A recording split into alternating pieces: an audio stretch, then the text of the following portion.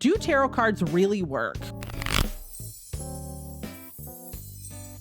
So I asked you guys on the Discord server, and interestingly enough, most people said, depends on what you mean by really work. And everybody else who was left said, yes. Did also ask this question on Tumblr. Most people said, depends on what you mean by work. Next was yes, and then it's a tie between no and sometimes, and a couple of people said, I'm not sure. It's interesting to see that a lot of people have this like caveat that like sometimes it works or that like it depends. I think like horoscopes, they are vague enough to apply to most people. Doesn't mean they're not useful. It's a good way to focus thoughts or gain different perspective, but not to be used for serious prediction of the future. And Issy says, I agree, I think. That's an interesting perspective too. A lot of people just think tarot cards are kind of fun. And then there are some people who are like, oh no, like they are 100% real for real. I don't think they particularly work in the sense of truly predicting the future, being accurate in the past, but it works in the sense of guidance since they're vague. Yeah, I think that's a reasonable answer. And I would say that like my answer falls in that kind of range as well. I think tarot cards show you things that are already in your brain,